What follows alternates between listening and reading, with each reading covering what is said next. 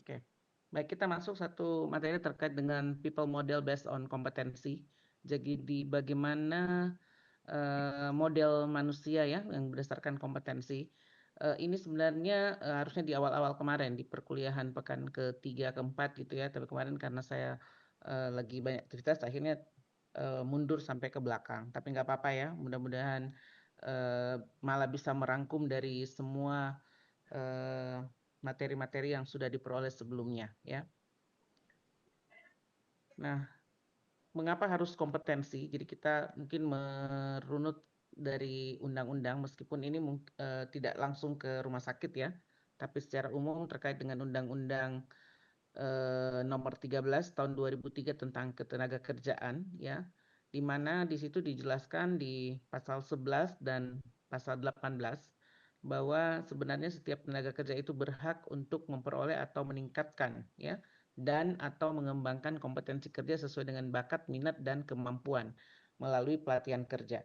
Jadi sebenarnya kalau kita baca di Undang-Undang Nomor 13 ini, maka sebenarnya setiap orang diharapkan memang untuk bisa memperoleh ya kesempatan untuk mengembangkan kompetensinya ya. Jadi kalau kita di kesehatan kita sudah mempunyai SPM ya, standar pelayanan minimal, di mana pelatihan itu harus setiap SDM itu harus punya harus pelatihan ya, mengikuti pelatihan dalam 1 tahun itu selama 20 jam per tahun ya. Ya, kalau 20 jam per tahun itu kira-kira kalau dibagi 8 ya 3 hari lah ya, pernah ikut pelatihan minimal 3 hari dalam setahun ya. Saya pikir harusnya ini semua bisa dilaksanakan ya. Karena sekarang banyak pelatihan-pelatihan yang online ya, banyak pelatihan-pelatihan yang bisa dilakukan secara in-house training ya. Di Jadi sebenarnya atas. tidak ada alasan bagi rumah sakit tidak mencapai SPM terkait dengan pelatihan ya. Kemudian di pasal 18 juga dijelaskan bahwa tenaga kerja itu berhak memperoleh pengakuan kompetensi kerja dengan mengikuti pelatihan kerja yang diselenggarakan baik oleh lembaga pelatihan kerja pemerintah ataupun lembaga pelatihan kerja swasta atau pelatihan yang dilakukan di tempat kerja yang kita sebut dengan on the job. Nanti kalau jadi taman pedestrian kita kan bisa olahraga sih. Pengakuan kompetensi kerja sebagaimana dimaksud di pasal 1 ini dilakukan melalui sertifikasi kompetensi kerja. Jadi sebenarnya Saya jaga berat badan yang paling biar nggak turun dilakukan itu adalah pelatihan yang menghasilkan satu sertifikasi kompetensi. Ya. Hanya memang ini biasanya sulit ya karena tidak semua lembaga pelatihan itu bisa mengeluarkan sertifikat kompetensi. Biasanya yang paling sering itu yang dilakukan oleh BNSP ya. BNSP ya, Badan Nasional Sertifikasi Pelatihan. Nah, jadi sertifikat kompetensi kerja ini dapat diikuti oleh tenaga kerja yang telah berpengalaman. Tentu dengan model seperti itu diharapkan bahwa kompetensi SDM-nya bisa menjadi semakin lebih baik. Nah, ini beberapa juga yang terkait dengan Undang-Undang ASN ya, nomor 5 tahun 2014, di mana dijelaskan di pasal 3 ya, bahwa ASN sebagai profesi maka diharapkan ada integritas moral, pelayanan publik, ada kompetensi ya. Kemudian ada kualifikasi dan ada profesional. Kemudian di pasal 13 juga dijelaskan jabatan ASN itu terdiri dari ada jabatan administrasi namanya, kemudian ada jabatan fungsional dan ada jabatan pimpinan tinggi.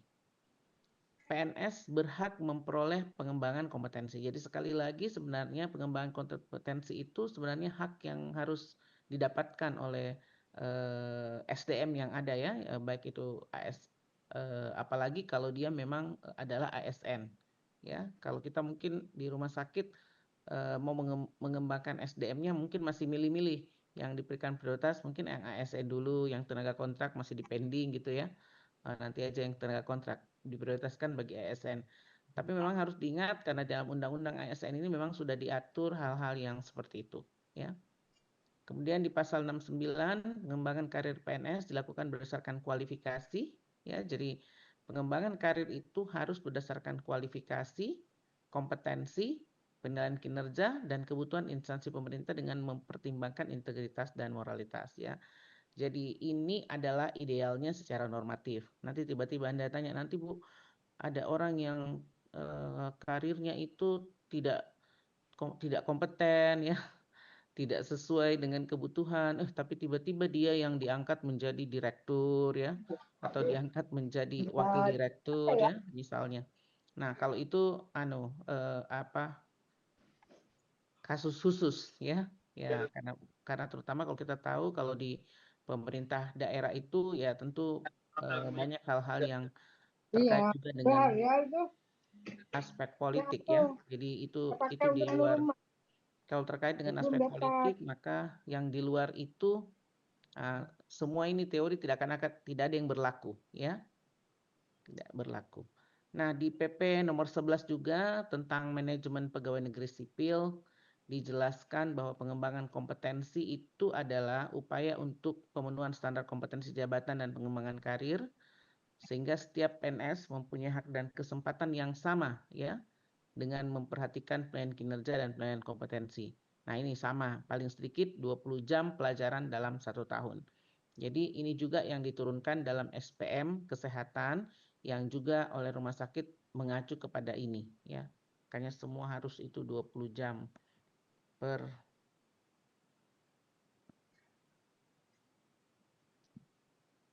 pengembangan kompetensi. Jadi kenapa perlu pengembangan kompetensi ini? Karena ini menjadi dasar pengembangan karir dan salah satu dasar bagi pengangkatan jabatan. Jadi memang setiap orang yang kita akan kembangkan jabatannya, karirnya, ini harus mempertimbangkan kompetensi yang dimiliki ya.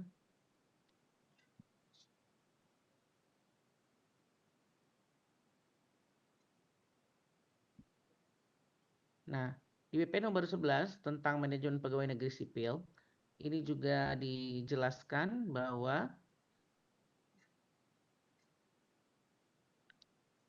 manajemen karir PNS ya, itu terdiri dari pengembangan karir ya.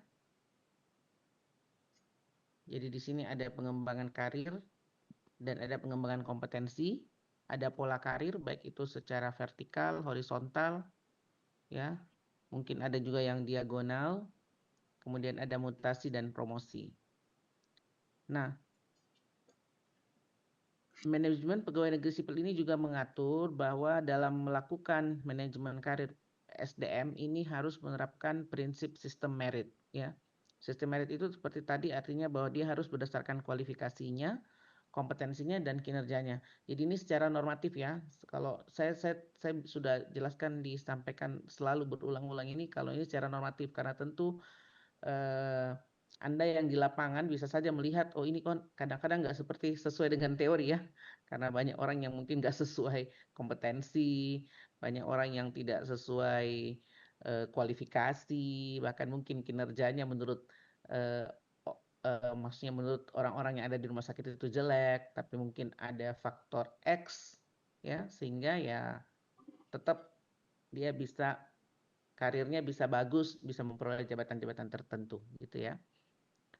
Nah, prinsip sistem merit ini ya harus dilakukan termasuk mulai dari seleksi dan promosi ya secara adil dan kompetitif, menetapkan prinsip fairness. Jadi harus fair di sini kita ya. Kita harus adil, kemudian penggajian, reward dan punishment harus berbasis dengan kinerja. Standar integritas dan perilaku untuk kepentingan publik. Kemudian manajemen SDM secara efektif dan efisien melindungi dari intervensi politik. Nah, ini sebenarnya kita berusaha membuat ini supaya melindungi kita dari intervensi politik. Dulu mungkin ingat ya di pertemuan kedua ketika saya membahas tentang job analysis ya, analisis ini di situ kan hasilnya adalah job description dan job specification. Masih ingat ya? Ya, mudah-mudahan masih ingat. Job specification ya.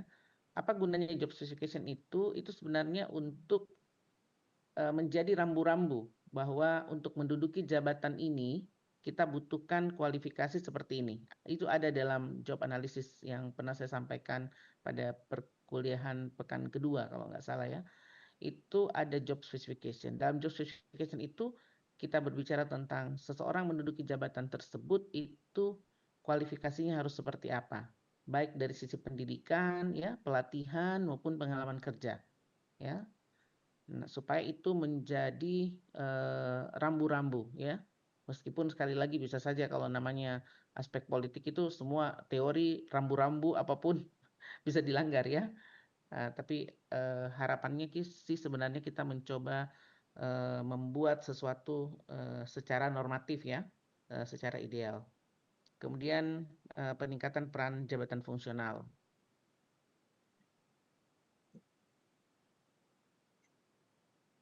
Ya, mengapa kompetensi itu penting? Karena pengelolaan SDM itu harus sejalan dengan tujuan organisasi. Ya, jadi kita juga sebenarnya ketika menerima misalnya SDM, melakukan rekrutmen, harus orang yang masuk ke dalam organisasi kita, dalam rumah sakit misalnya, itu harus mereka punya tujuan itu harus selaras dengan tujuan organisasi. Ya, dia harus mengubah budayanya, harus mengubah value-nya supaya sesuai dengan value dan budaya organisasi, ya.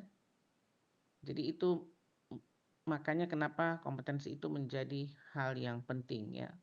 Kompetensi juga penting karena untuk kita mendapatkan karyawan yang berkualitas, ya. Ya, tentu kalau kompetensinya semakin baik, sesuai, maka tentu ini akan berdampak terhadap kinerja organisasi, ya.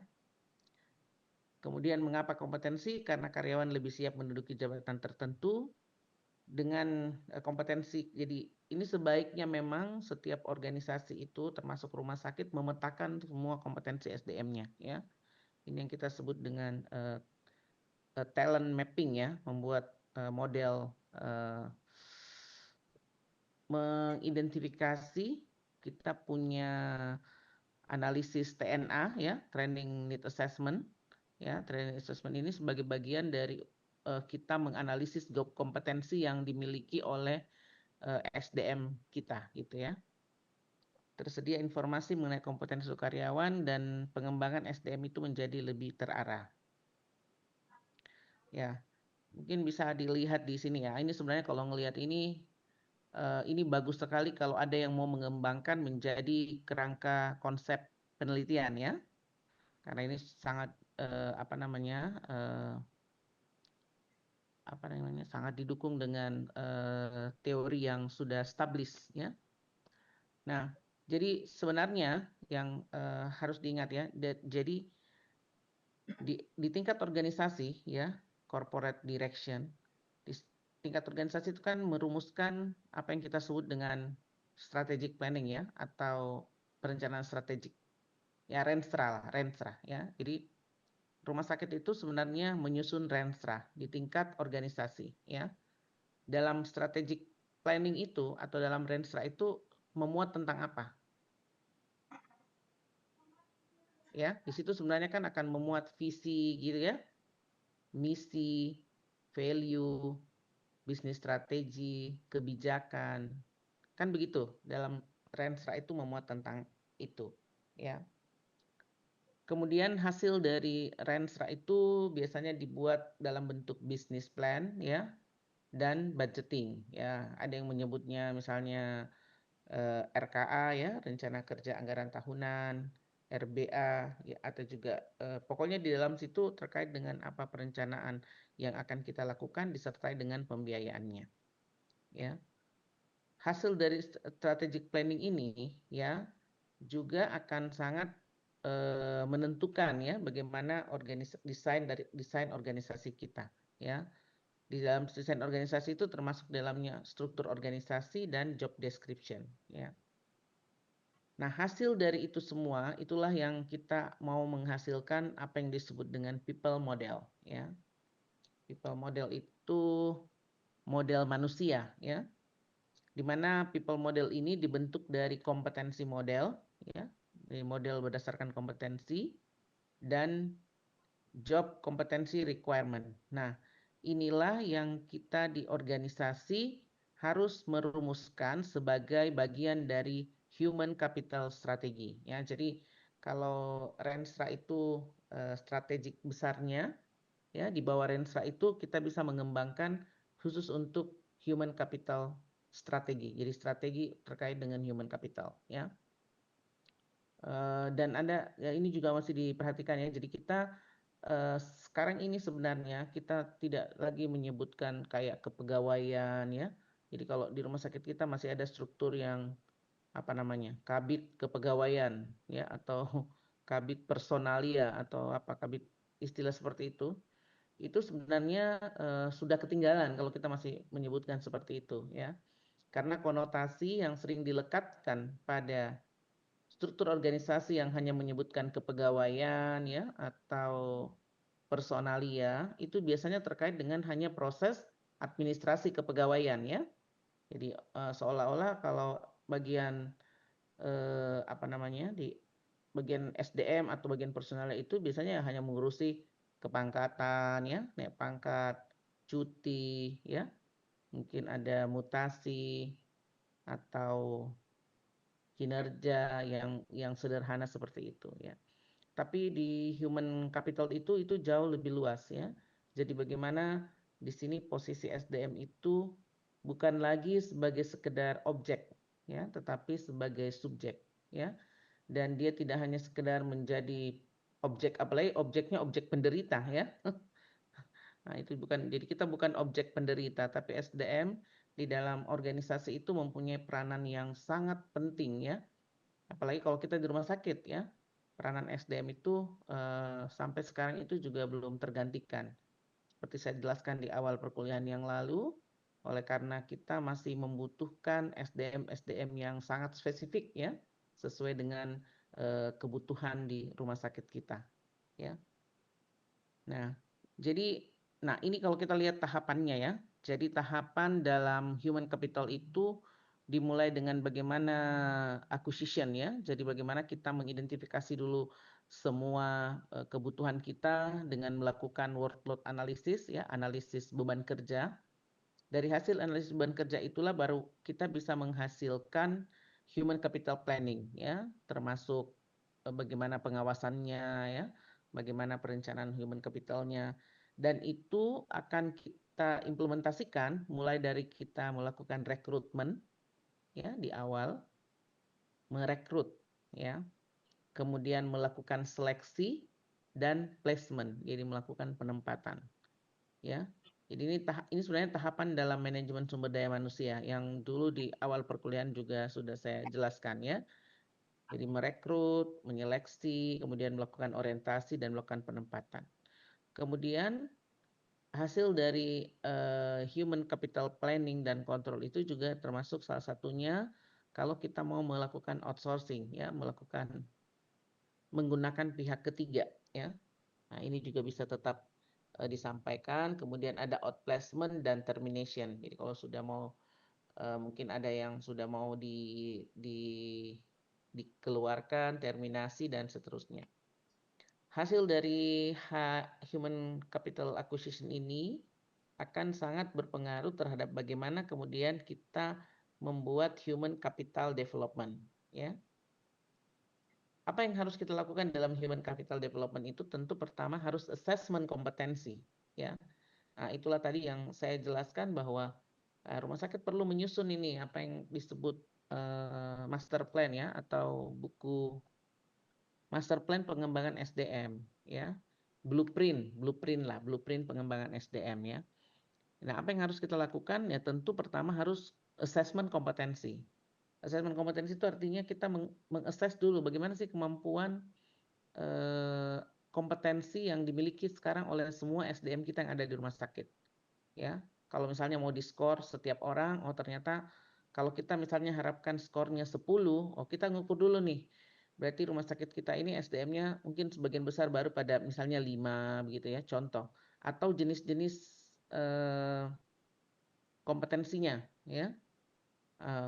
Dulu kami pernah melakukan suatu kajian ya, salah satu rumah sakit di Kalimantan Timur juga itu melakukan training need assessment ya berdasarkan jenis tenaga dan unit, ya. Hasil kompetensinya itu juga kita klasifikasi, ada kompetensi yang wajib dimiliki per jenis tenaga, misalnya dokter. Dokter itu wajibnya memiliki kompetensi apa dan harus ikut pelatihan apa. Kalau dia berada di IGD. Kalau misalnya dia di OK, beda lagi.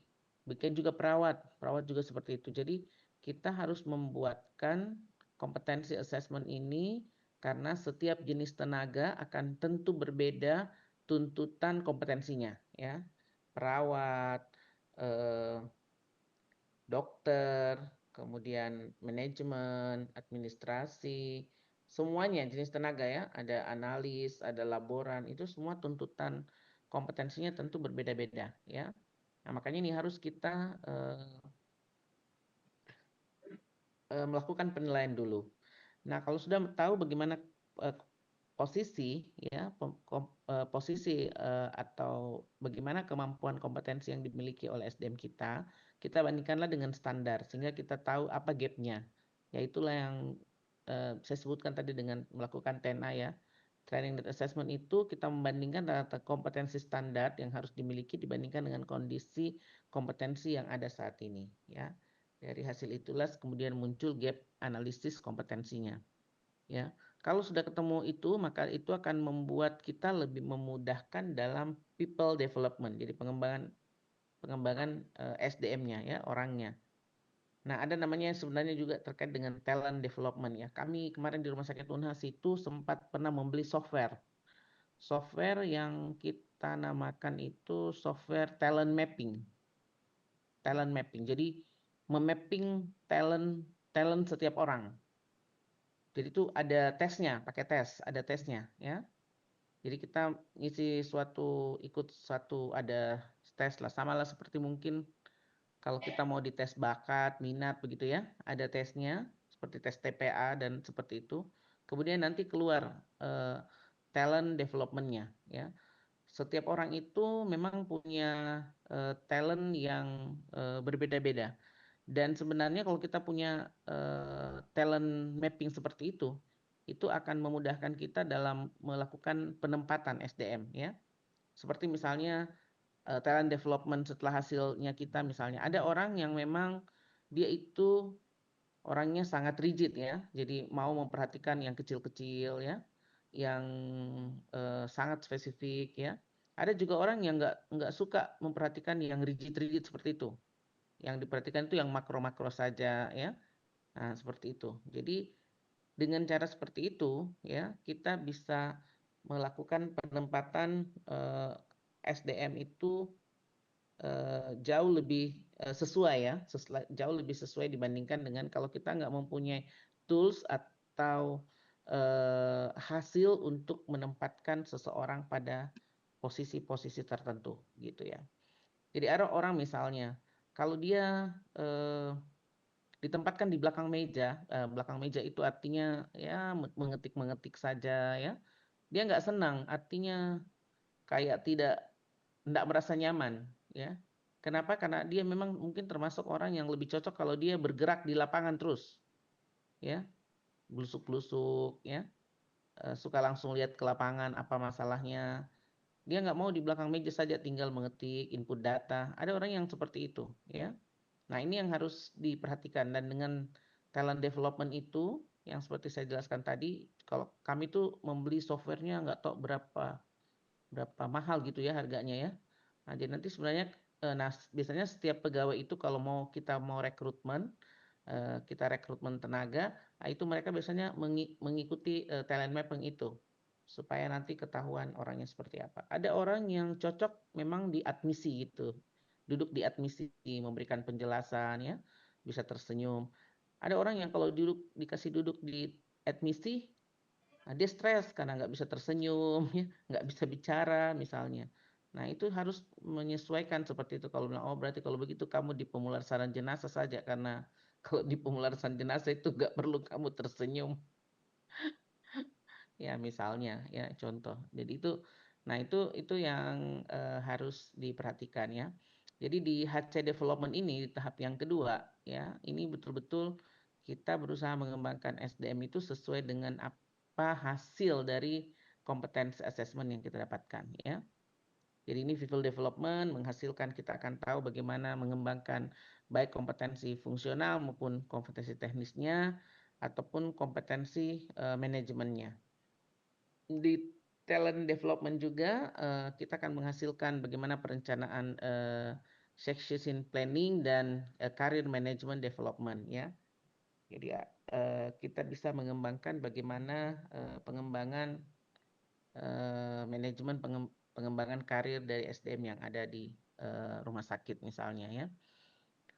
Nah, setelah kita menyusun apa yang disebut dengan human capital development, maka kemudian turun ke apa yang disebut dengan human capital retention, ya.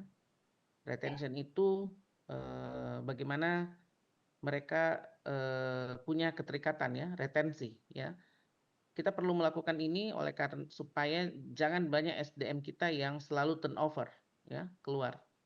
Jadi retensi kita mempertahankan, ya. Nah, human capital retention ini terkait dengan kita mesti mulai dari tentu harus tahu dulu business performance drivernya seperti apa, ya. Jadi apa kinerja bisnis yang utama yang ada dalam organisasi kita, ya. Karena itu hasil dari business performance driver ini menghasilkan apa yang disebut dengan corporate KPI, Key Performance Indicator. Jadi KPI itu adanya di bukan Key Performance Individu. KPI itu Key Performance Indicator. Jadi indikator kinerja utama. KPI itu adanya di tingkat organisasi, ya. Nah, tingkat organisasi itulah yang biasanya menurunkan baik ke tingkat unit maupun ke tingkat individu, gitu ya. Jadi kan levelnya begitu. Kalau kita belajar di perilaku organisasi kan ada 3 level, ya, contoh di rumah sakit atau di organisasi.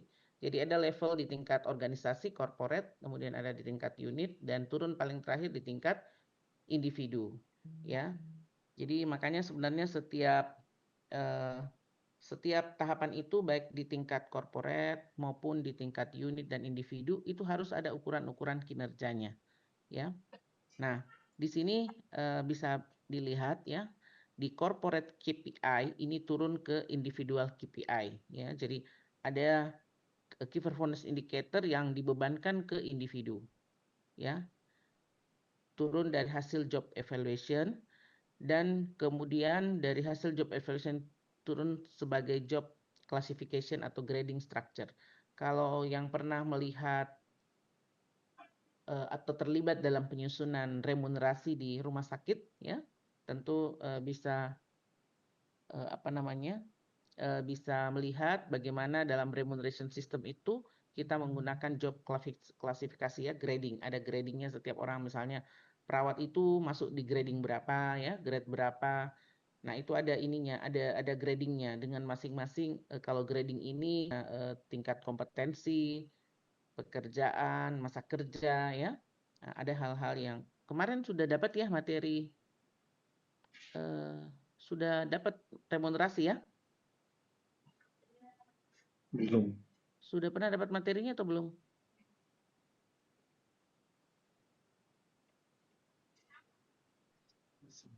Sepertinya belum. Sudah, Sepertinya ya? secara belum. Rem dan kompensasi kalau tidak salah waktu itu, ya. Bu Arifah. Bukan disampaikan oleh Bu Arifah, ya? Iya, Bu Arifah. Betul, Bu. Ya. Bu Arifah. Kompensasi, ya, Iya, Bu kompensasi. Arifah, ya. Ya, jadi itu memang di situ. Nah, ini yang jadi di sini terkait dengan job classification atau grading itu ada salary structure di situ, dan itulah yang akan digunakan dalam sistem remunerasi, ya. Jadi tadi corporate KPI menghasilkan corporate performance management system, individual KPI menghasilkan employee performance management system. Jadi di tingkat individu itu diturunkan dari tingkat corporate, ya. Nah, ini sebenarnya ini harus begitu cara pengukuran kinerja kita. Jadi bukan hanya di tingkat organisasi, tapi organisasi itu baru bisa mencapai kalau ada kontribusi dari individu. Individu ke unit, unit ke organisasi, ya. Nah, Jika sudah melakukan apa yang disebut dengan human capital retention, maka yang terakhir adalah human capital engagement, ya. Engagement itu sudah lebih keterlibatan, ya. Jadi employee relation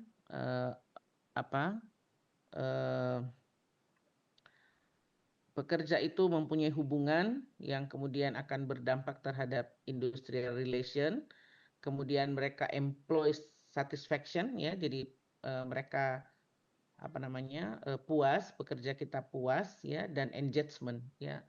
Engagement, jadi punya keterlibatan dan keterikatan yang lebih dalam gitu, ya. Jadi mereka nggak mau lagi, ada engagementnya sangat kuat, jadi engagementnya misalnya sangat kuat terhadap rumah sakitnya. Nah itu mereka sulit untuk mau disuruh turnover gitu, ya. Nah begitu. Jadi itu yang nanti perlu kita perhatikan di dalam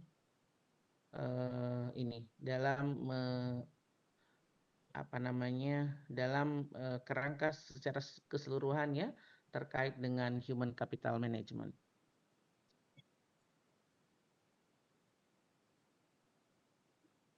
Hasilnya adalah result measurement, kemudian hasil dari result measurement ini menghasilkan business result achievement, jadi bagaimana hasil bisnis untuk bisa meningkatkan semua SDM, hasilnya SDM yang kita lakukan ini semua akan berdampak terhadap peningkatan bisnis kita, ya, di tingkat organisasi dan bisa menambah value added kepada stakeholder, ya. Ini harapannya. Nah, bagaimana yang terkait dengan people model paradigm, ya? Ini pendekatan yang menstimulasi anggota organisasi, di mana di sini sangat terkait dengan capability dan productivity, ya. Capable itu tentu tadi sangat terkait dengan kompetensi, ya. Jadi bagaimana capability dan productivity untuk menjadi the best competitive advantage. Jadi punya keunggulan bersaing yang terbaik begitu.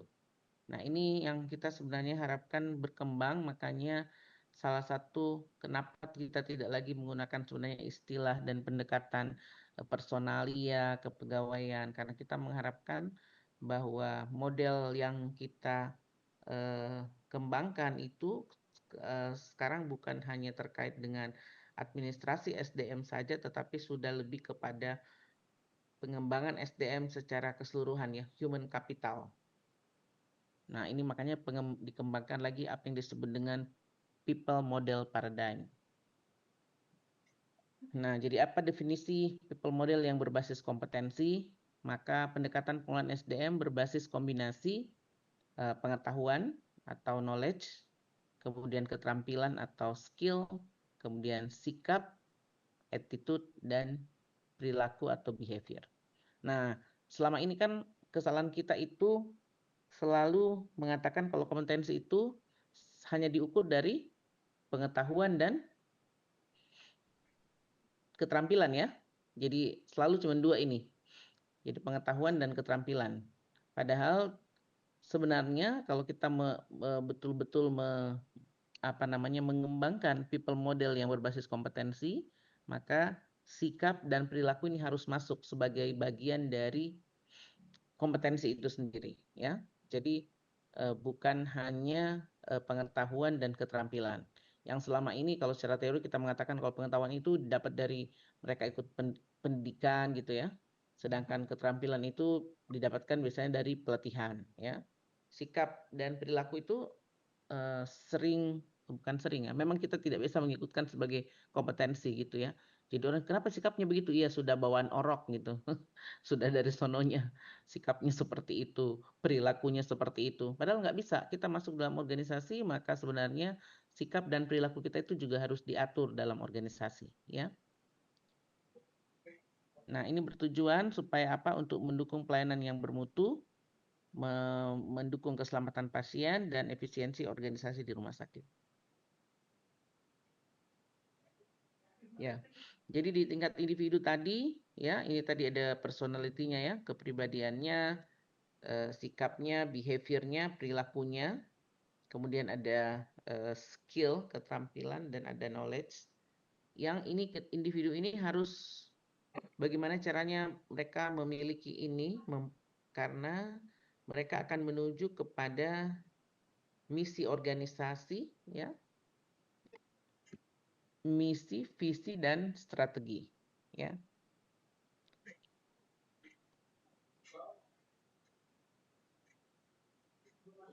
Ya, ini definisi yang lain terkait dengan people model based on kompetensi. Jadi ini adalah rangkaian atau sekumpulan kompetensi yang ditetapkan secara spesifik, ya, oleh organisasi agar seseorang dapat menunjukkan kinerja yang superior, ya, menunjukkan kinerja yang superior. Jadi harapannya bahwa ketika kita mengelola people model based on kompetensi ini, kita mengharapkan agar orang itu kinerjanya bisa menjadi lebih baik, lebih superior, ya, berbeda karena kita telah mengumpulkan ada kompetensi-kompetensi spesifik yang harus dimiliki. Seperti itu. Nah, kalau kita baca kompetensi, ya, sudah sering sebenarnya kita baca, sudah kita dengar beberapa definisi tentang kompetensi. Ada yang menjelaskan bahwa kompetensi itu adalah kemampuan kerja setiap individu, ya, yang mencakup aspek pengetahuan, keterampilan, ya, sikap kerja yang sesuai dengan standarisasi yang diharapkan. Ini Badan Nasional Sertifikasi Profesi 2014. Kemudian ada yang mengatakan kompetensi itu merupakan satu hal yang berkaitan dengan kemampuan dan keterampilan individu untuk mencapai hasil yang diharapkan menurut International Organization for Standardization. Kemudian beberapa hal yang terpenting terkait dengan kompetensi itu diantaranya adalah pengetahuan, sikap, pemahaman, nilai, bakat, atau kemampuan dan minat, ya. Jadi ini kalau ini malah nggak sekedar pengetahuan dan keterampilan saja, ya, tapi ada sikap, ada pemahaman, ada nilai, ya, bakat atau kemampuan dan minat. Ini beberapa definisi yang lain, ya, yang terkait dengan ini. Namun kalau kita baca beberapa definisi ini, yang penting kita perhatikan adalah kenapa kompetensi ini perlu diperhatikan dan menjadi penting adalah ini yang saya merah-merahin ini adalah ujungnya mau ke sini, ya. Delivers, ini yang contoh McClellan, to deliver superior performance, ya. Jadi bagaimana memberikan performance atau kinerja yang lebih superior. Nah, ini juga kan Boyatzis, ya. Jadi ini bagaimana hasilnya, ya, karakteristik individu itu yang menghasilkan efektif dan atau superior performance, ya. Jadi kinerja yang superior, ya, dalam suatu pekerjaan. Nah, ini juga di sini mengatakan Spencer and Spencer bahwa karakteristik individu yang berhubungan dengan bagaimana kriteria reference efektif dan superior performance, ya. Jadi peningkatan kinerja yang superior dalam job or situation. Nah, ini juga sebenarnya, ya, bagaimana mereka meningkatkan, ya. Jadi berhubungan dengan pengetahuan, sikap, dan attitude, ya, yang berkorelasi dengan performance, ya, yang dapat mengukur dengan baik tentang standar dan apa yang bisa ditingkatkan baik melalui training maupun melalui pengembangan yang lain. Nah, mungkin secara ini kalau mau disimpulkan, maka kompetensi itu adalah pengetahuan, keterampilan, dan sikap pribadi yang diperlukan oleh setiap karyawan untuk melaksanakan pekerjaan secara efektif dan menghasilkan kinerja yang superior. Jadi penekanannya ini bagaimana menghasilkan kinerja yang superior, ya, dan muncul dalam bentuk perilaku yang bisa kita ukur dan itu bisa kita tingkatkan. Jadi kompetensi itu bukan yang kayak baku gitu, tidak ada peningkatan gitu, ya, tapi justru kita bisa mengharapkan ada peningkatan kompetensi yang yang akan dicapai.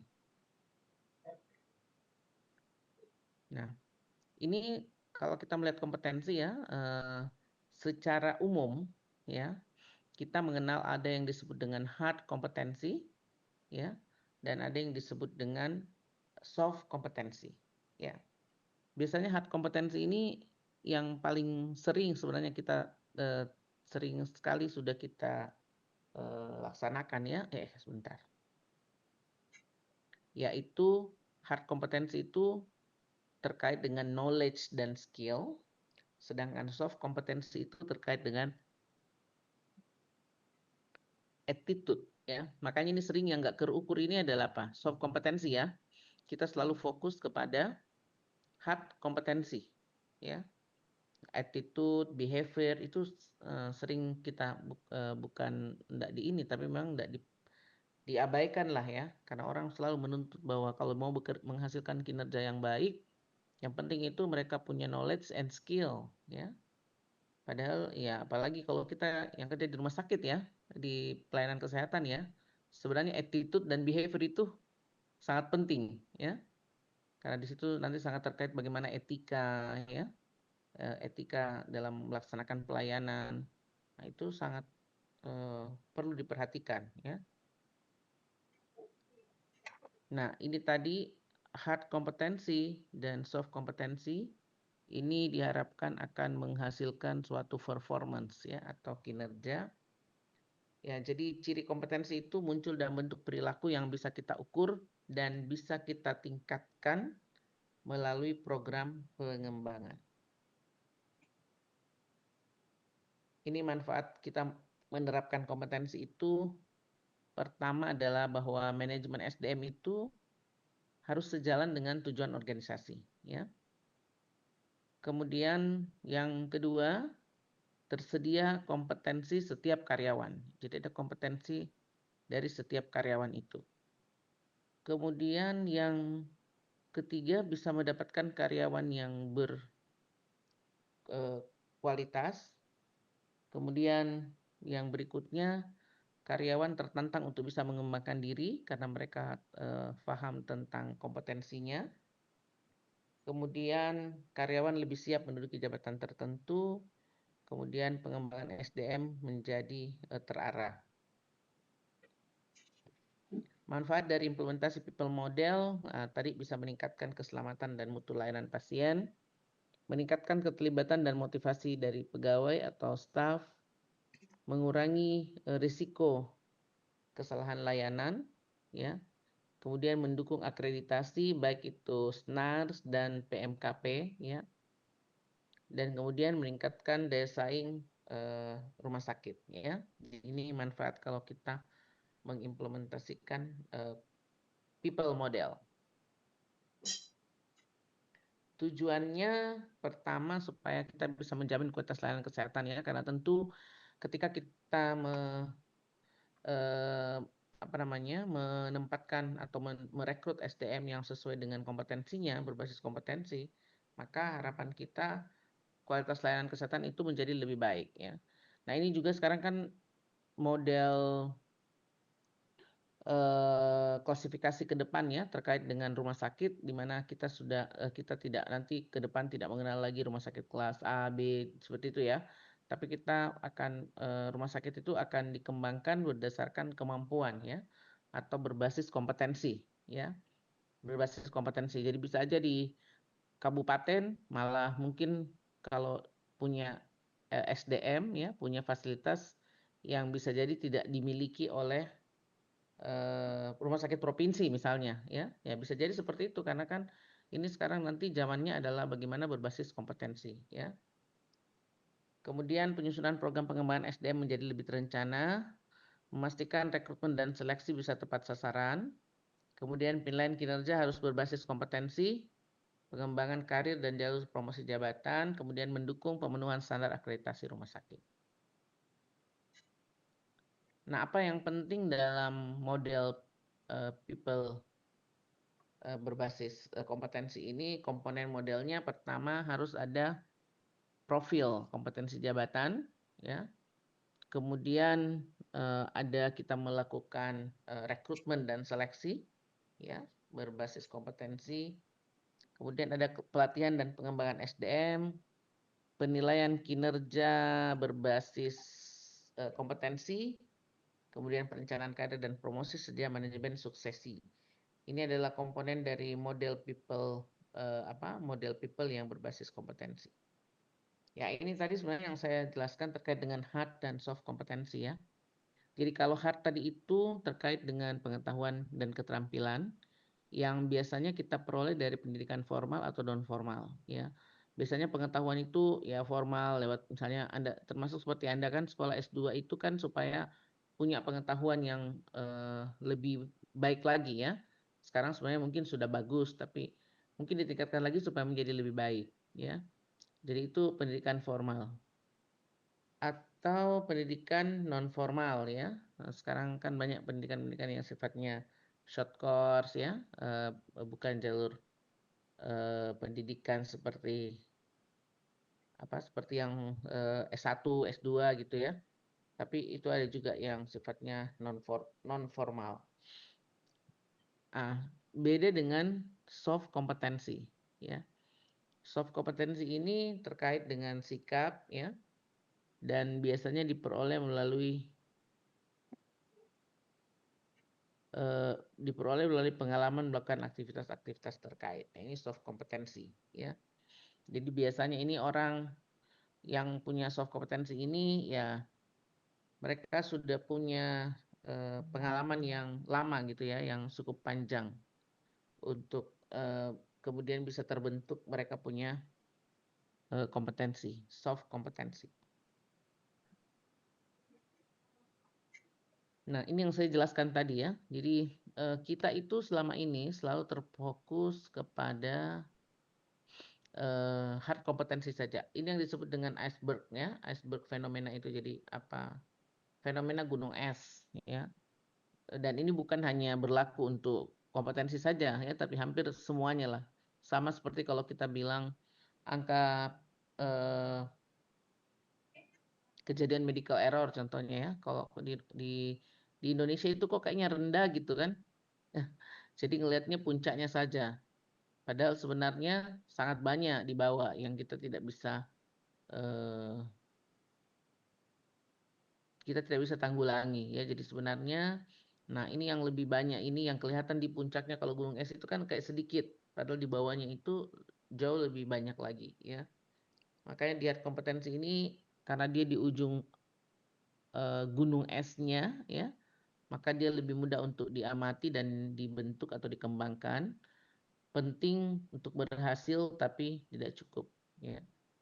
Jadi salah satu bentuk yang sering sekali kita ukur itu sebenarnya di hard kompetensi ya. Kemudian yang agak sulit kita ukur ini adalah di soft kompetensi, lebih sulit diamati dan perlu waktu lama untuk dibentuk atau dikembangkan karena itu tadi terkait dengan di sini ya, terkait dengan sikap, attitude dan behavior. Sulit diamati, perlu waktu lama untuk dibentuk atau dikembangkan. Karakteristik yang penting yang mendasar untuk keberhasilan ya. Jadi kelihatannya sepele tetapi sebenarnya soft kompetensi ini menjadi suatu hal yang sangat penting gitu ya. Yang ini juga sebenarnya bisa dibentuk dan bisa saja kita berhasil ya misalnya membentuk sikap ataupun perilaku dari masyarakat. Nah, ini contoh terkait dengan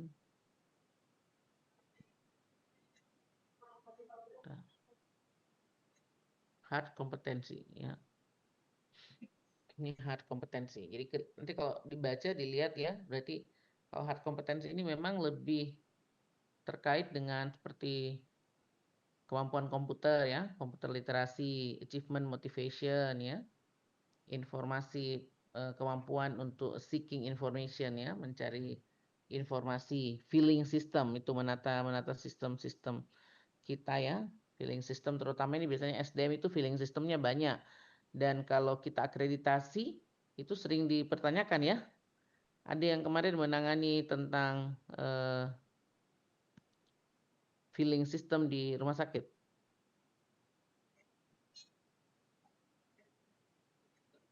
Ada ya. Feeling system itu kan kita harus apa namanya? Itu kita harus menata ya semua, misalnya SDM, setiap SDM itu ada feeling systemnya ya. Mulai dari misalnya ijazah ya, SK-nya, SK pertama, kemudian apa pelatihan-pelatihannya, kalau dia menduduki jabatan ada jabatan SK jabatannya dan seterusnya ya. Jadi feeling system itu ada harus punya kemampuan seperti itu. Customer service orientation, English, ya, English communication, kemampuan berbahasa Inggris ya, kemampuan public speaking ya, impact dan influence ya, mengoperasikan mesin ya, machine operation, team leadership, presentation skill ya, kemampuan melakukan presentasi dan self confidence.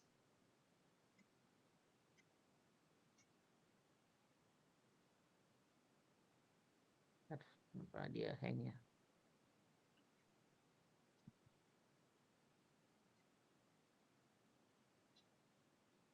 Nah ini lagi contoh ya, tadi hard komputer, ini hard kompetensi, komputer ada semua tadi, accounting, sales ya. Ini masuk ke hard kompetensi dan ada yang masuk ke soft kompetensi. Ini menurut Spencer and Spencer yang banyak digunakan di referensi tentang kompetensi ya. Jadi soft kompetensi ini seperti achievement and action kompetensi, helping and human service kompetensi ya, influensi kompetensi, manajerial, kognitif ya dan seterusnya. Nah, ini juga contoh soft competence ya dari Spencer and Spencer yang dimulai dari achievement and action kompetensi. Itu apa saja achievement, apa saja kompetensi yang harus ada untuk memiliki kompetensi achievement dan action, kompetensi helping dan service, ya bagaimana caranya itu, kemudian terkait dengan influence kompetensi, managerial kompetensi, kognitif kompetensi, dan personal effectiveness kompetensi. Ini semua contohnya ya. Jadi ada kompetensi dealing with people, kompetensi dealing with business, dan kompetensi dealing dengan self management. Ini jenis-jenisnya ya. Ada macam-macam dari ini. Kalau dari Kemenq, pendekatannya dari thinking ya, thinking yang berpikir, working yang bekerja, dan relating ya yang berhubungan dengan mungkin kemitraan, relasi dan seterusnya. Nah, ini Anda bisa lihat ya di sini contoh apa namanya? Contoh yang terkait dengan soft kompetensi.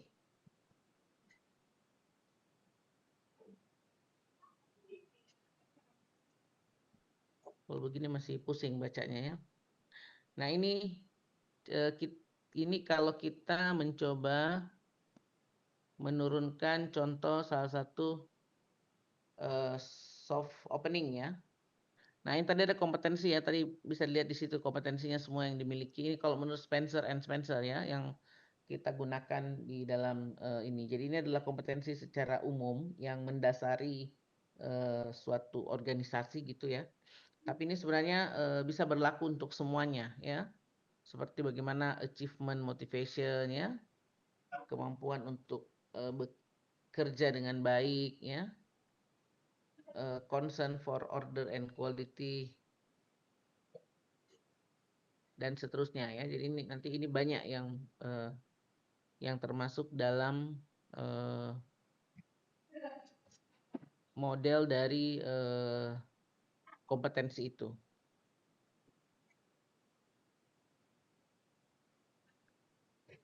Nah, ini semua ya. Nah, nanti dibaca saja ini, kalau ini banyak sekali semua kemampuan-kemampuan yang harus dimiliki.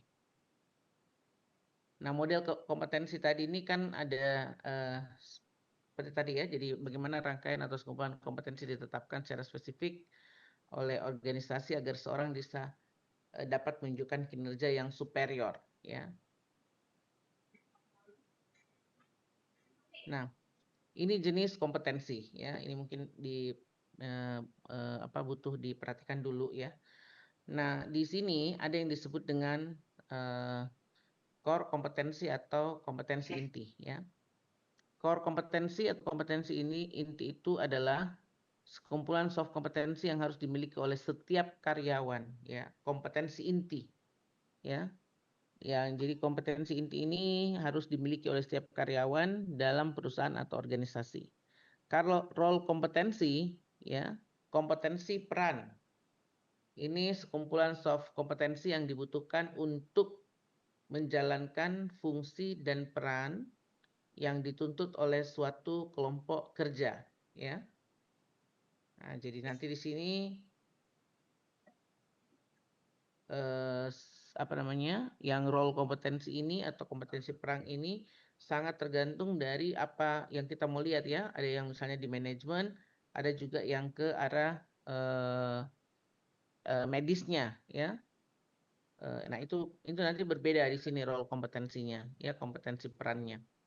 Kemudian fungsional kompetensi ini adalah kompetensi fungsional, sekumpulan soft dan hard kompetensi yang dibutuhkan untuk menjalankan fungsi dan peran yang dituntut oleh suatu kelompok sasaran, gitu ya. Jadi ini lebih sempit lagi daripada kompetensi tadi yang di nomor abu-abu.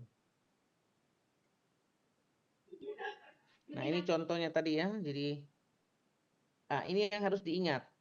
Kompetensi inti itu diturunkan dari visi, misi, nilai, dan tantangan usaha masa depan, ya. Jadi sebenarnya kita akan berlatih. Kita akan berlatih untuk menurunkan kompetensi inti ini, ya, berdasarkan visi, misi, nilai, dan tantangan usaha masa depan. Kemudian dari kompetensi inti itu kita akan merumuskan nanti ada itu kompetensi peran, ya. Kompetensi peran itu diturunkan dari peran dan fungsi yang diemban oleh sekelompok pekerjaan, ya.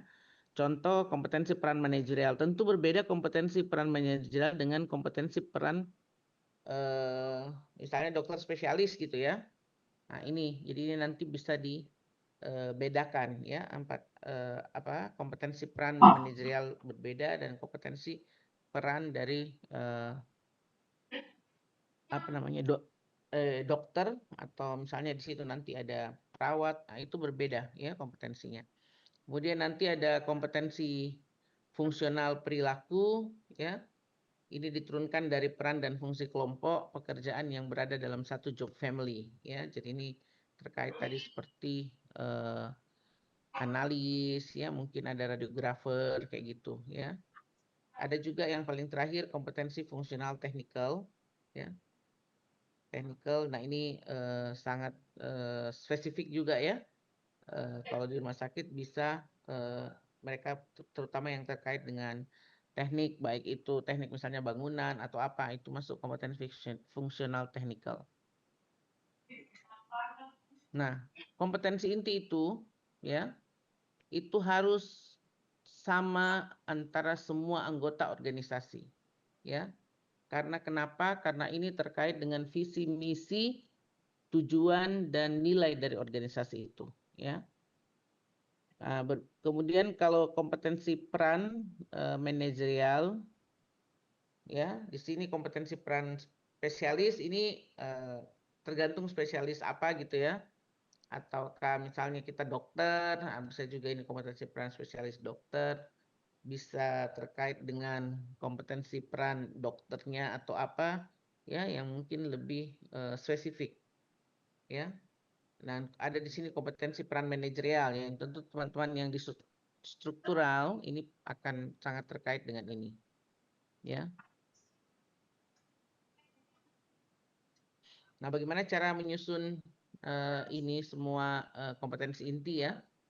Kita menentukan kata kunci yang ada pada visi, misi, nilai, tantangan atau tantangan organisasi, kemudian menentukan tuntutan perusahaan organisasi yang terhadap pencapaian visi, misi, nilai, dan seterusnya. Menentukan tuntutan perilaku SDM terhadap pencapaian tuntutan perusahaan, kemudian menentukan kompetensi SDM sesuai dengan perilaku, merekapitulasi kompetensi, dan memilih kompetensi inti, ya. sebentar ini kita latihan untuk menyusun ini. Nah, ini contohnya ya. Tadi saya katakan bahwa kompetensi inti itu sangat terkait dengan visi misi gitu ya, visi misi, kemudian tujuan terkait dengan sasaran organisasi gitu, terkait dengan value, budaya dan seterusnya. Ya, jadi ini contoh visi pada tahun 2025 ya. PTX akan menjadi kelompok usaha yang melayani kesehatan, menempati 5 terbesar dalam industri pelayanan kesehatan di Indonesia. Apa tuntutan terhadap perusahaan sesuai dengan visinya? Maka tuntutannya kalau mau visinya seperti ini, maka pertama harus mampu mensejajarkan diri dengan organisasi lain dalam hal penguasaan, keahlian dan teknologi, ya. Kemudian yang kedua, mengungguli persaingan di Indonesia dengan melalui keunggulan keahlian ya, keakuratan pelayanan dan teknologi, serta mampu meningkatkan secara terus-menerus pendapatan dan jumlah pelanggan yang dilayani. Ya. Nah, kalau tuntutan terhadap perusahaan seperti ini, maka tuntutan perilaku SDM-nya seperti apa? Kalau tuntutan terhadap perusahaan itu harus mampu mensejajarkan diri, maka kepada SDM-nya tentu harus satu mampu menguasai keahlian dan teknologi terkini ya, supaya bisa perusahaan ini bisa mensejajarkan diri dengan organisasi lain ya. Tuntutan perilaku SDM yang lain mampu mengakuisisi perkembangan standar pelayanan kesehatan. Nah, oleh karena dia harus mampu menguasai keahlian dan teknologi, maka kompetensi yang diharapkan kalau Anda baca tadi di dalam Spencer and Spencer ya, maka kompetensinya harus adalah information seeking ya, kemudian harus punya kompetensi technical expertise dan harus punya teknologi orientation ya. Kalau mampu mengakuisisi perkembangan standar pelayanan kesehatan terkini, maka kompetensinya harus ada information seeking dan customer care orientation ya. Nah, ini semua dibuat seperti ini ya. Untuk kompetensi inti ya. Sekali lagi kompetensi inti itu terkait dengan visi, misi ya, tujuan dan value dari organisasi. Artinya apa? Semua orang dalam organisasi ini harus punya kompetensi ini. Karena ini adalah kompetensi inti untuk bisa mencapai visi dari organisasinya, ya. Kan visinya mau menjadi kelompok usaha melayani kesehatan menempati 5 terbesar, ya itu kan tuntutannya tinggi sekali nih. Visinya mau mencapai apa, gitu kan? Maka harus punya kemampuan kompetensi ini, ya. Nah, ini contoh rumah sakit X. Menjadi rumah sakit terdepan dalam memberikan pelayanan kesehatan yang dapat diandalkan dan bermutu baik. Misinya cuma satu, memberikan layanan terbaik untuk menjaga kepuasan konsumen di bidang pelayanan kesehatan. Ini budayanya, ya value-nya. Pemberian kinerja kontinu dalam melayani pelanggan, teamwork, ya, selalu mencari penemuan baru, dan pemberian penghargaan terhadap karyawan superior.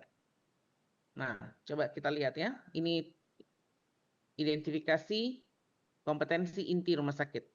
Nah, tadi misinya mau menjadi rumah sakit terdepan dalam memberikan pelayanan kesehatan yang dapat diandalkan dan bermutu baik.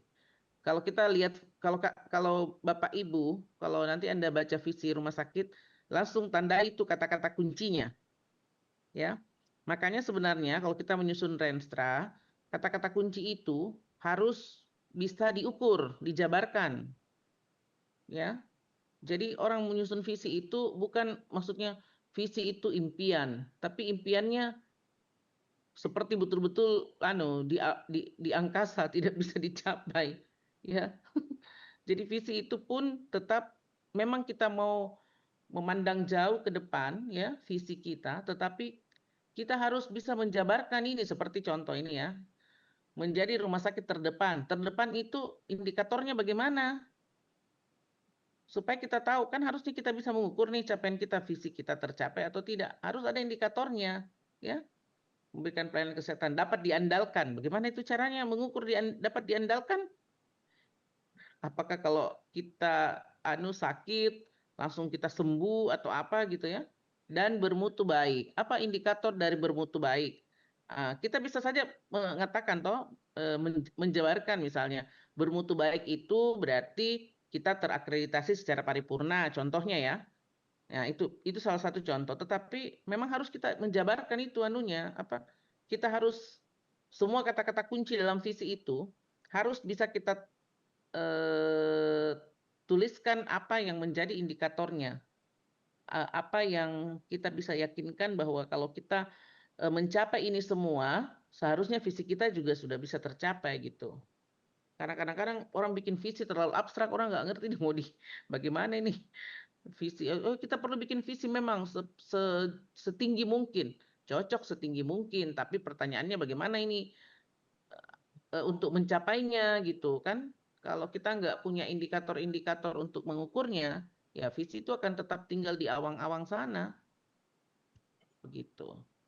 Nah, ini visinya. Nah, ini kalau visinya mau menjadi rumah sakit terdepan, maka bagaimana tuntutan perusahaan atau organisasi? Nah, ini dia menjadi rumah sakit terdepan dalam memberikan pelayanan kesehatan, berarti menjadi pemimpin. Ya, ini kalau misalnya mau terdepan itu berarti memimpin. Toh kan paling di muka ini, paling di depan, ya. Memimpin dalam penyediaan layanan kesehatan dengan menyediakan produk unggulan yang memiliki reputasi dunia kepada pelanggan. Nah, kalau itu tuntutan perusahaan. Bagaimana tuntutan perilaku SDM? Ya, karena kita mau tuntutan perusahaan itu harus menjadi rumah sakit yang terdepan dalam memberikan pelayanan kesehatan, pemimpin dalam menyediakan, maka tuntutan perilaku SDM-nya apa? Harus mampu memerlukan SDM yang mampu mencari informasi atau pengetahuan tentang pelayanan kesehatan, contohnya ya.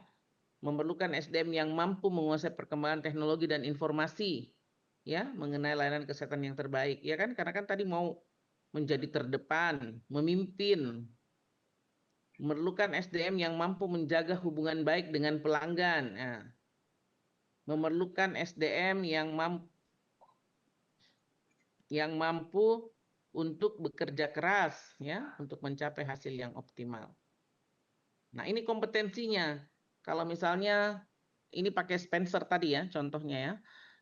Contohnya di sini kita memerlukan SDM yang mampu mencari informasi. Ya, apa kompetensinya itu untuk itu? Ya, information seeking, technical expertise ya. Bagaimana caranya memerlukan SDM yang menguasai perkembangan teknologi? Ya, sama juga mungkin information seeking, technical expertise ya. Nah, begitu. SDM yang mampu menjaga hubungan baik. Berarti kompetensinya harus apa? Harus punya relationship building, harus punya customer service orientation ya. Nah, begitu semuanya. Jadi mampu bekerja keras, achievement orientation harus ada kompetensi seperti itu. Nah, ini itu tadi terkait dengan visinya ya. Ini dijabarkan terus sampai ini tadi itu baru tadi terdepan, membahas terdepan ya. Ini lagi dapat diandalkan. Apa itu dapat diandalkan ya? Maksudnya punya kekuatan yang handal serta keyakinan melalui keunggulan potensi SDM yang berpengalaman dan berkualitas mendukung faktor finansial yang kuat. Nah, kan 3 ini kata kuncinya tadi ya kalau visinya toh terdepan, diandalkan dan bermutu. Bermutu berarti punya sistem yang bermutu tinggi, memberikan pelayanan yang baik kepada pelanggan konsumen, cepat, tangkas dalam melayani konsumen. Itu tuntutan perusahaan atau organisasi. Nah, bagaimana tuntutan perilaku SDM-nya? Ya ini tadi, karena bisa diandalkan berarti mampu bersaing dengan kompetitor lainnya. Mampu menguasai teknologi, pengetahuan informasi tentang pelayanan kesehatan. Bermutu baik memerlukan SDM yang menguasai sistem internal rumah sakit, mengerti tentang sistem kinerja, SDM yang mampu menjalin hubungan baik, ya, pelanggan berorientasi kepada kepuasan, memerlukan SDM yang cepat dan tepat melayani pelanggan dan seterusnya. Maka kompetensi apa yang dibutuhkan? Nah, ini dirumuskan lagi ya. Mampu bersaing berarti harus punya kompetensi achievement orientation, information seeking dan seterusnya ya. Expertise, text, self confidence dan seterusnya. Nah, sudah susun visi, Baru kita ke misi lagi. Misi organisasi. Nah, ini misinya untung cuma satu ya tadi. Memberikan layanan terbaik untuk menjaga kepuasan konsumen di bidang pelayanan kesehatan di Indonesia. Maka kata tuntutannya, kalau mau memberikan layanan terbaik, maka harus menyediakan produk yang berkualitas ya pada pelanggan. Menyediakan layanan produk dan pelayanan pelanggan yang berorientasi pada kepuasan. Ya, maka kalau mau seperti itu, maka tuntutan perilaku SDM-nya harus SDM yang mampu memberikan pelayanan yang terbaik, memerlukan SDM yang mampu membina hubungan baik dengan pemasok, dengan pelanggan ya. Memerlukan SDM yang mampu mencari informasi terkini dengan kebutuhan pelanggan. Nah, ini kira-kira kompetensi yang dibutuhkan kalau tuntutan perilaku SDM-nya seperti ini ya. Ini kalau pelayanan terbaik berarti harus punya kompetensi customer service orientation ya. Dan seterusnya seperti itu. Nah, tadi ada budaya lagi toh. Jadi visi, misi, value, budaya ya, nilai-nilai yang ada dalam organisasi. Nah, ini ada lagi dia apa? Nah, sudah merumuskan ini, baru kemudian ini tuntutan perilaku SDM-nya seperti apa, ya, kemudian apa kompetensinya. Tunggu dulu ditanya, Rani, ini 2 sesi atau 1 sesi?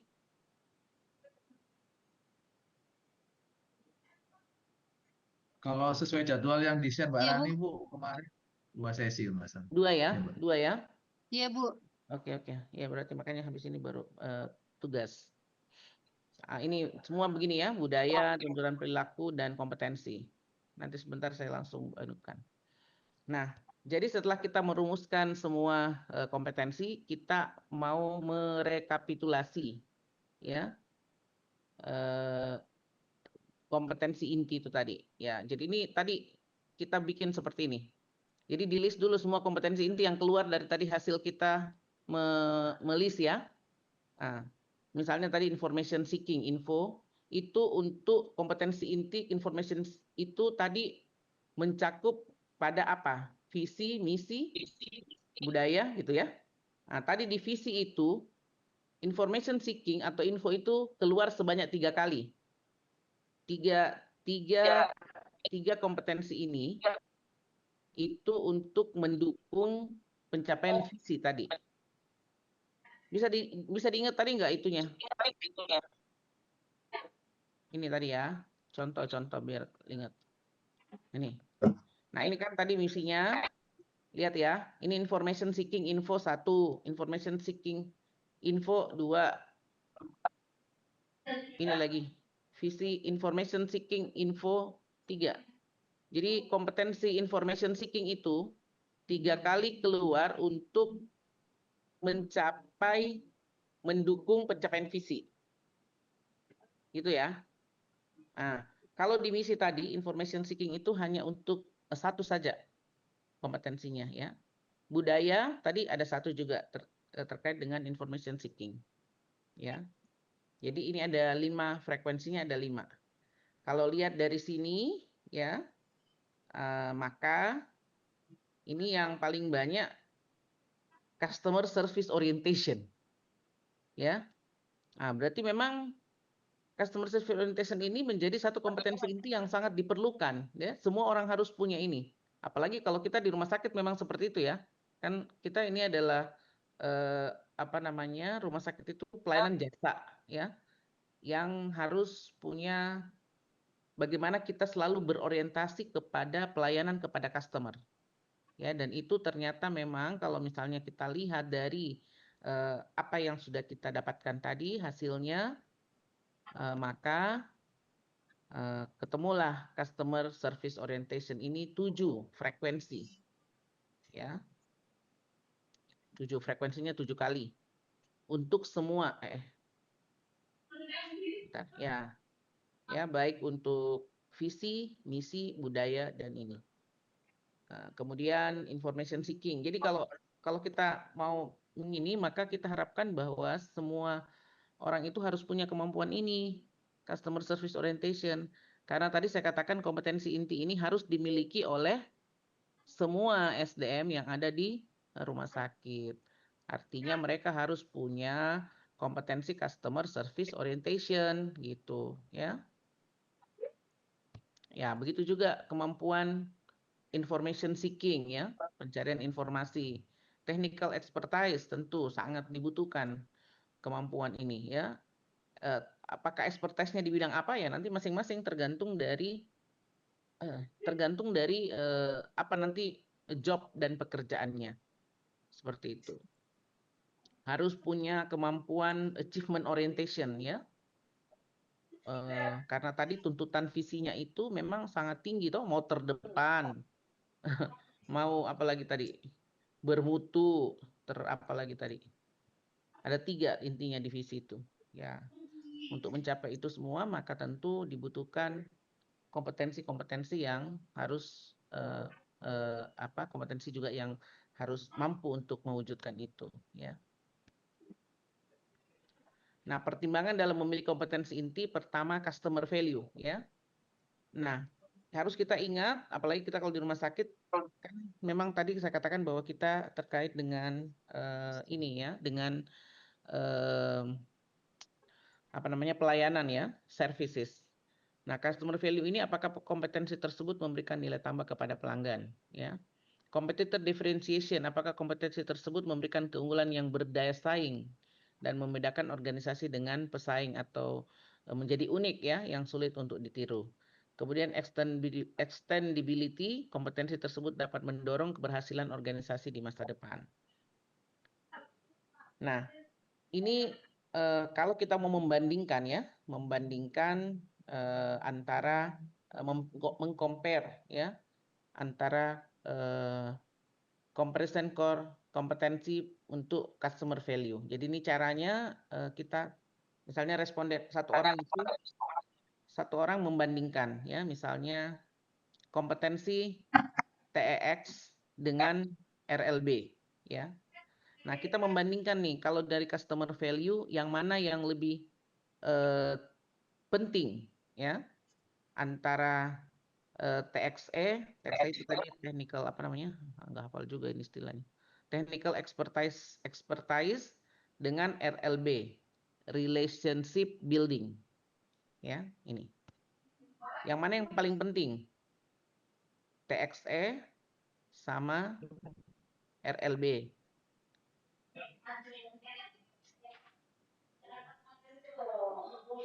Ini diberikan kalau kita bilang oh ternyata lebih penting RLB. Ya, misalnya. Nah, itu diberikan skor 3. Kalau 2 itu sama pentingnya, ya, misalnya antara RLB dengan ini contohnya info. Kasih nilai 2 karena sama-sama penting antara RLB dan info. Nah, ini namanya kita pair comparison, ya, core kompetensi. Ini terkait dengan customer value. Ya, ini juga seperti itu. Nah, nanti dibandingkan. Jadi kalau kita punya ada beberapa orang yang melakukan pemilihan, nah, kita compare lah responden 1, 2, 3, 4 sampai menemukan total comparison core kompetensi berdasarkan customer value. Nanti ketemunya hasilnya bisa seperti ini. Ya. Nah, nanti dibuat lagi semua, dibandingkan semua seperti tadi ya. Kan ada 3 hal yang harus diperhatikan tadi ya. Masih ingat ya? Customer value, competitor differentiation, dan extendability-nya. Ya, ini nanti ketemu seperti ini. Baru nanti kita hitung berapa yang paling tinggi nilainya ya. Nah, ini setelah dikeluarkan hasilnya ya, setelah dibandingkan bahwa kita melihat bagaimana rekapitulasinya, ketemulah kita bahwa yang paling penting itu adalah ACH. ACH itu achievement kalau nggak salah ya. Ini tadi achievement, ACH itu achievement orientation. Nah, ini ya, ACH itu achievement orientation. Totalnya 118 disusul dengan CSO, Customer Service Orientation. Nah, begitu caranya. Nah ini pas 3:30 ya. Nanti bisa salat dulu, terus nanti bekerja kelompok. Ya. Saya sudah minta tadi Rani buat ini ya Rani. Tadi saya minta breakout Iya, room. Bu. Breakout room. Ya, 4 Ibu Di. Assign manual. Berapa rumah sakit ya ini? Ada berapa rumah sakit yang bisa berdiskusi? Samboja. Nanti Ya, yang rumah tidak sakitnya ada 3. yang tidak punya rumah sakit masuk saja ke rumah sakit Kamboja. yang menyusup masuk. Kayak di Samboja kan ada berapa 3. Nanti yang lain bisa masuk Samboja, ada yang bisa masuk Parikesit. Berarti 3 aja ya? Cuman 3 rumah sakit ya? Iya. Iya, Bu. Ya, oke. Jadi ada yang masuk ke Parikesit, ada yang masuk ke Samboja, ada yang masuk ke AWS. Dari 3 kelompok. Nah, jadi ini tugasnya. Nah, begini.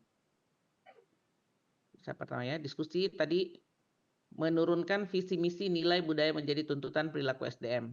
Pertama harus tadi menentukan kata kunci, sama seperti tadi proses yang saya jelaskan ya.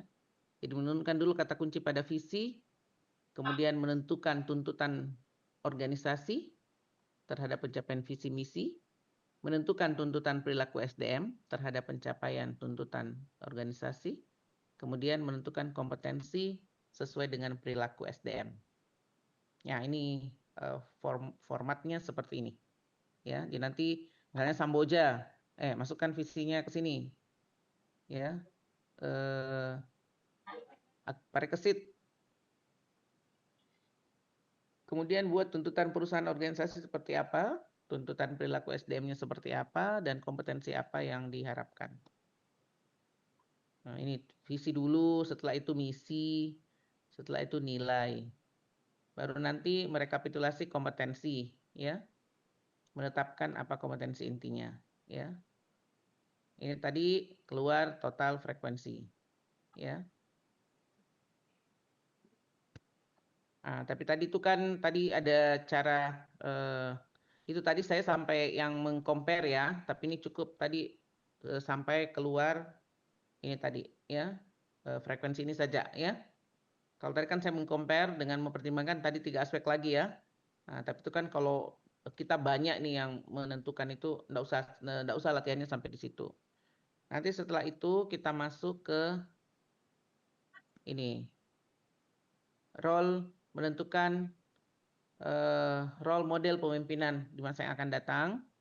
Menentukan tuntutan perilaku SDM yang ditunjukkan oleh role model tersebut, menentukan kompetensi sesuai dengan perilaku SDM. Ini hampir sama seperti tadi modelnya, tetapi di sini misalnya role modelnya adalah direktur.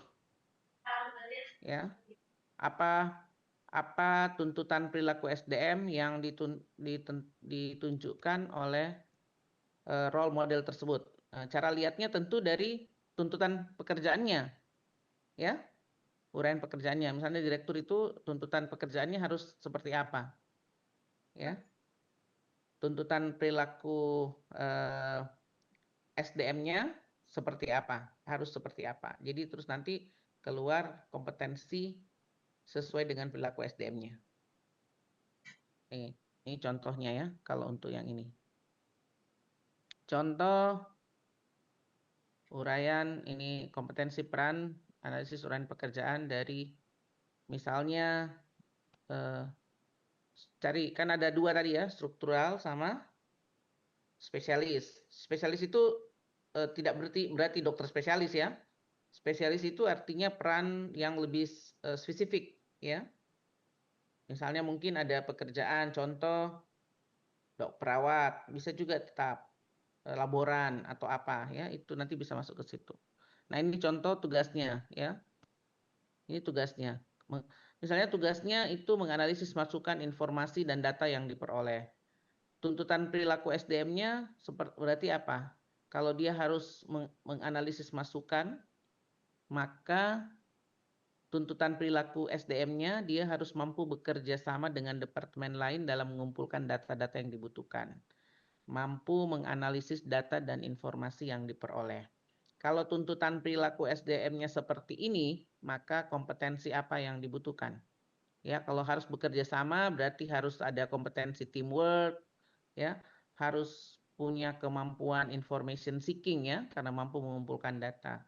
Mampu menganalisis data dan informasi berarti harus punya kompetensi analytical thinking.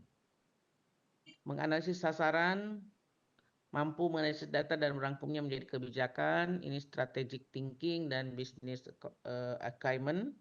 Kemudian mampu menganalisis data dan kebijakan, ada strategic thinking, melakukan monitoring, developing others, dan seterusnya. Nanti kemudian kita keluar dengan kompetensi-kompetensi yang harus ada dalam peran ini. Ya, ini lagi jadi seperti ini lagi ininya ya. Identifikasi kompetensi peran, apa perilaku yang diharapkan, mampu menjabarkan meneruskan kebijakan atasan, apa kompetensinya, ya. Ya, jadi ini kalau ini tadi, kalau kalau kompetensi peran, selain dari perilaku, ya, apa perilaku SDM yang diharapkan, ya, beserta dengan kompetensinya. Terus nanti kita muncul juga dengan rekapitulasi dari kompetensi perannya, ya. Nah, seperti ini tadi. Yang mana yang paling banyak muncul untuk uraian tugasnya dia harus punya seperti ini, kemampuan apa yang paling harus dimiliki, ya.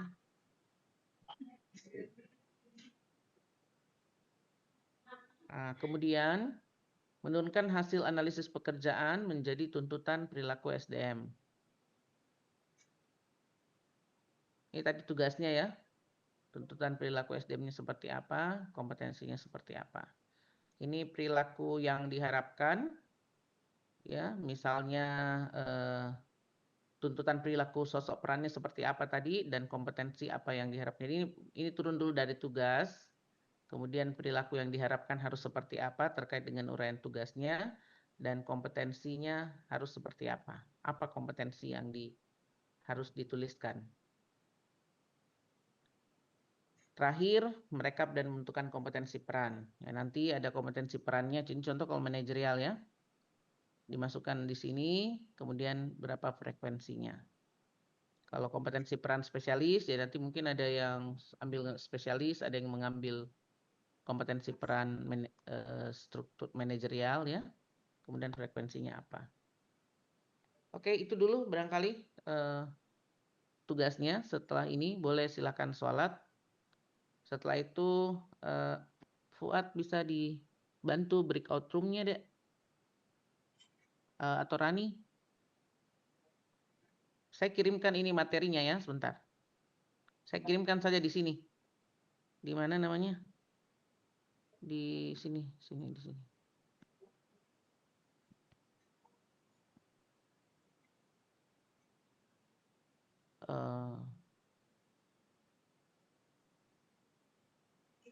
Sebentar.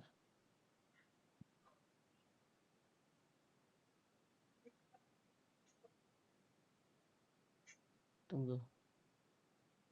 Saya stop share dulu.